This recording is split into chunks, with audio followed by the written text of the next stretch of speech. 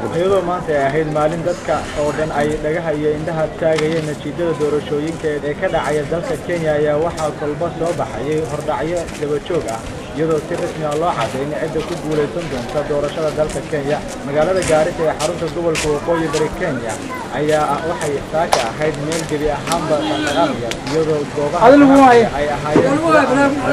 marka ay goobaha ganacsiga oo صورة سوي سجلت بالله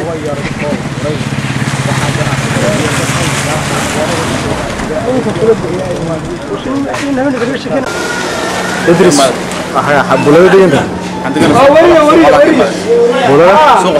سوق حلا كورن ساكا جناحسي مقالة جارس مقالة جارس رح يرفع العين ساكا ودقنت هاي جناحسي مقالة كورن مقالة متعين عين هذا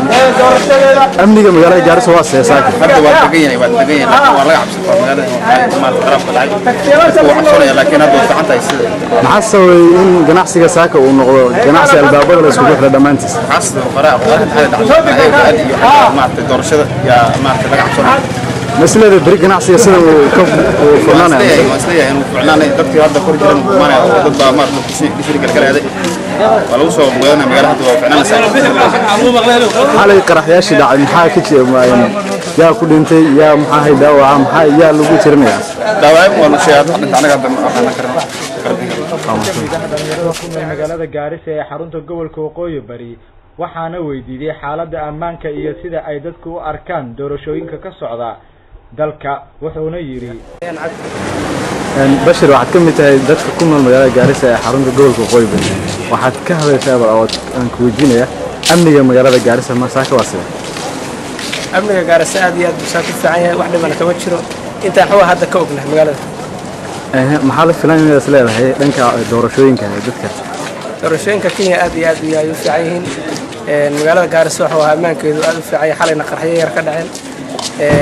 magaaladana amnigeedu hadda fiican laakiin waxa xiran ganacsiga iyo waxa soo dhan baa xiran maxaa sababay in ganacsiga saaka la xiro asagoo awal hore uu ahaan jiray suuqa ugu ganacsiga badan waxa ugu wacan soolasha oo aad loo baqayo dadka waxa raadiyaasha gacanta ay ku hayaan magaalada amnigana waxa aad iyo aad ay xabsi weyn ay dareemayaan magaalada ka dareemayaan taas ugu wacan marka waxa ganacsigu saaka sidii hore u firfircoonaan jiray uma socon saaka waa xidhiyo suuqa inta badan laakiin maxaa furan meel yar baa furan ma isleedahay marka amnigan sidan ayuu ku sii fiicnaanaya oo ku soconaya amniga hadda wax dhiba kama sheegi karno hadda intaan ka ogna waa ka fiican yahay aad u fiican magaalada Garissa ee xarunta gobolka Waqooyi Bari Kenya ayaa ahaan jirtay meel mashquul badan saakase waxay noqotay meel ay arigu u soo dalxiisagaan wadooyinka waaweyn ee magaalada Garissa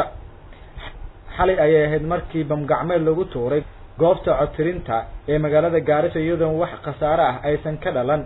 ma jirto wax ammaan dari oo ka muuqata magaalada Garissa Amiin Cabdinaasir Haybe Danwan News Garissa